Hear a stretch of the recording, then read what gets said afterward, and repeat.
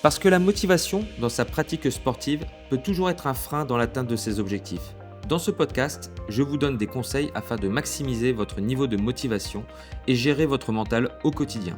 Mon objectif, vous aider à garder un rythme sportif sur le long terme à l'aide d'un mindset renforcé et des habitudes de vie saines.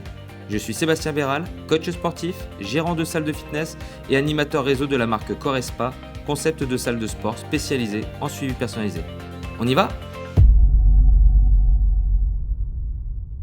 Bienvenue dans ce troisième épisode du podcast sur le mindset. Aujourd'hui, on s'attaque à un sujet qui touche tout le monde, peu importe son niveau, surmonter les obstacles et les échecs. Parce que oui, même les meilleurs connaissent des coups durs et c'est justement ce qui fait toute la différence. La première étape pour surmonter les obstacles, c'est de changer de perspective. Un échec, c'est quoi au juste ? Ce n'est pas la fin du monde, mais plutôt une opportunité d'apprendre. Prenez l'exemple des plus grands athlètes. Ils échouent, se relèvent et reviennent encore plus forts. Alors plutôt que de voir vos obstacles comme des murs infranchissables, considérez-les comme des tremplins.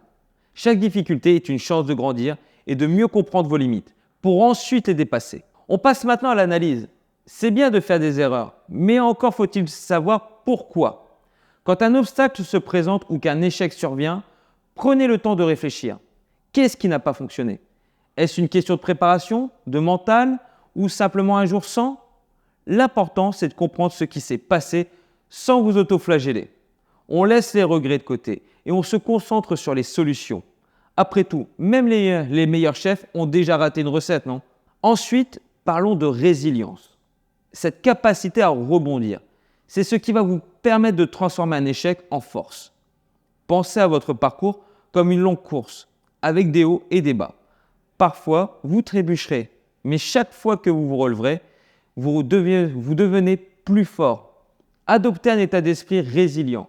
C'est accepter que l'échec fait partie du processus et que chaque obstacle surmonté vous rapproche un peu plus de votre objectif final. N'oubliez pas de vous entourer de bonnes personnes.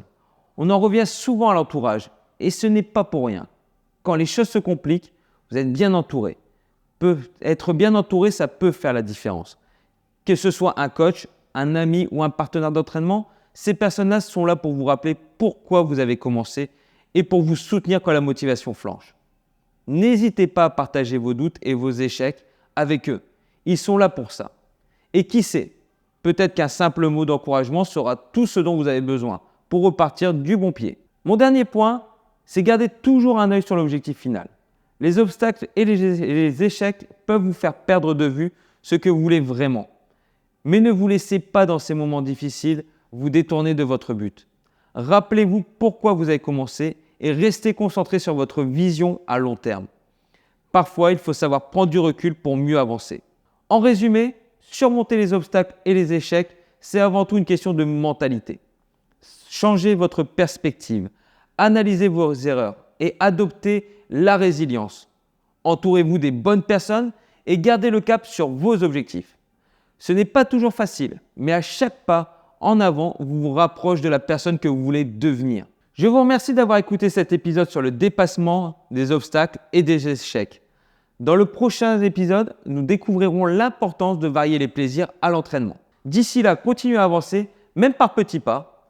À très vite sur nos réseaux sociaux et n'oubliez pas, chaque défi surmonté est une victoire en soi.